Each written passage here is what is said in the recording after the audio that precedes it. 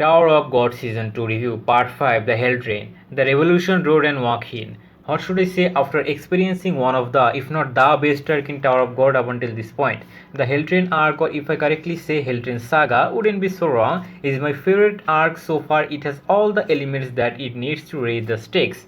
Storytelling, battle scenes, high stakes, betrayal, plot twist, all the elements were there. And the story connects to a bigger picture as it sets up for the next arcs. The Namehunt Station and the Hidden Floor. I always give brief summary before I dive into the review territory, so here is one. The Hell Train is infamous for being one of the most dangerous and cruel places in the tower. And it's not only because of the nature of the train, but for one particular person, Joaquin, or if named correctly, the 10th Slayer of Fog, White. Rachel's team had been working with Fog in order to revive White alongside Karaka. Boro, Sachi, Aka, Daniel had their tragic experiencing with Joaquin when they experienced his evil nature. Kasano was useless, by the way, not Shonmat. Daniel has been working with Fug and Joaquin so that he can bring back his loving comrade Rowan.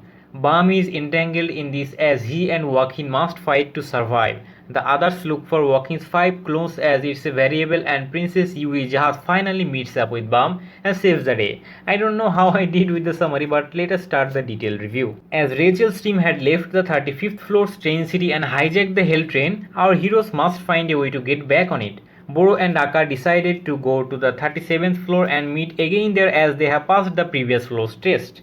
Khun and the other sweet and sour team members have to pass the test and then catch up to them. Ren and his team decided to go on their separate ways. They are not seen in this arc. I miss Shibisu and Hers a bit. Bam's condition has gotten worse after overusing the thorn. He has headaches and falls unconscious often, but it seems to bring out his latent power.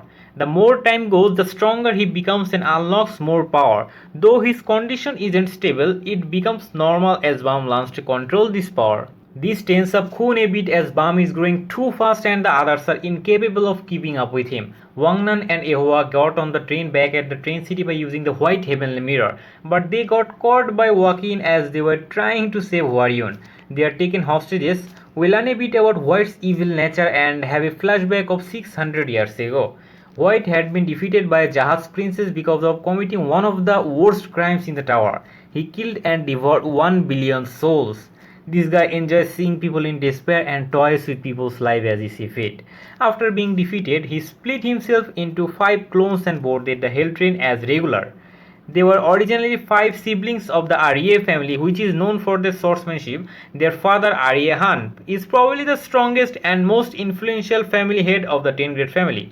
After an encounter with Arye Han, Joaquin decides to propose a plan to his siblings to merge and become one with the forbidden soul merging. He found an ancient demon and his spellbook. With that, he tricked his siblings. The initial proposal was to share consciousness and take turn, but Joaquin tricked them and offered them to the demon so that he takes the control of the main body. After splitting, the siblings realized this and they have their own plans.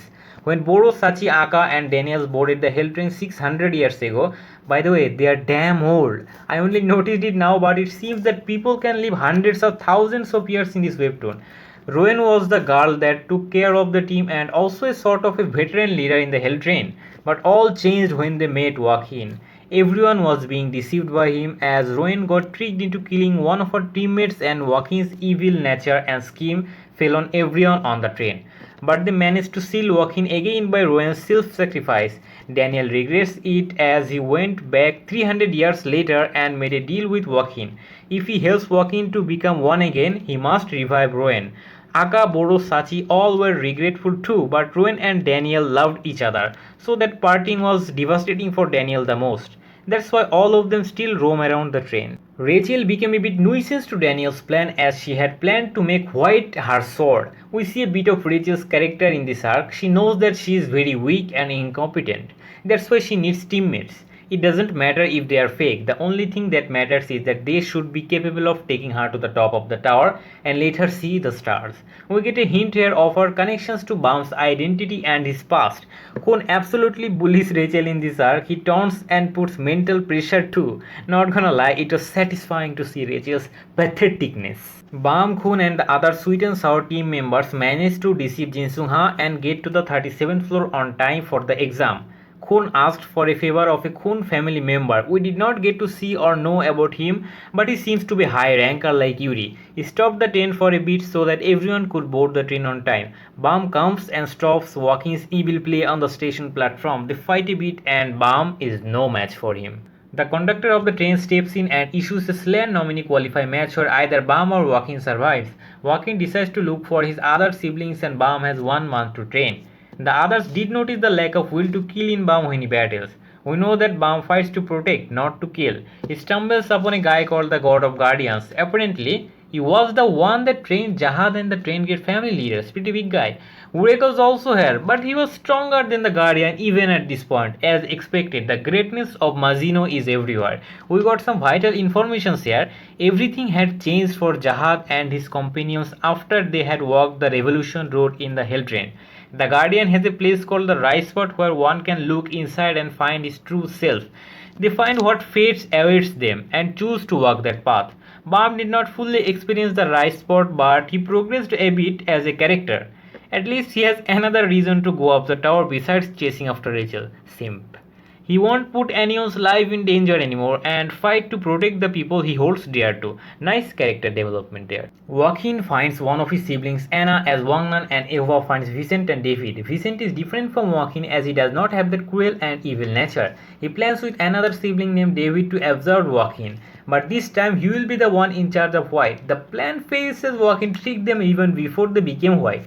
Joaquin ended up absorbing the three of them. His last clone was a twist actually. She was merged with the last sibling but does not resemble her. She is the accumulation of the billion souls White had killed. Yuri states that she is way stronger than Ranker and falls under a high ranker territory. It's understandable as White was the 10th Slayer and a high ranker of Fug, but without the last clone, White was defeated by Bam. Albeit the last clone gives Bam a bit of her soul powers, even this much makes Bam even busted and he beats the crap out of White.